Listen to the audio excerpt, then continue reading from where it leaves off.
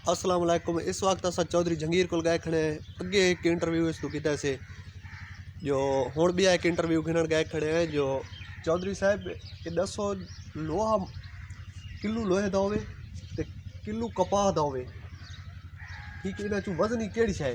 लोहा वजनी।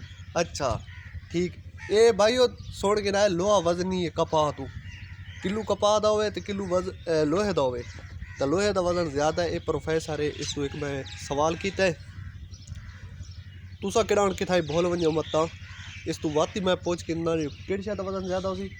लोहे का वजन ज़्यादा। अगर कपाह पुस वजे, कपाह पुसाई वजे पानी नाल तो वात केड़ी शे वजन ज़्यादा हो? वत लोहे दा मतलब कपाह वध होइस ते किलो अगर पानी दा होवे ते किलो लोहे दा होवे तो वत केड़ी शे वजन? पानी वध होइस पानी वध होइस।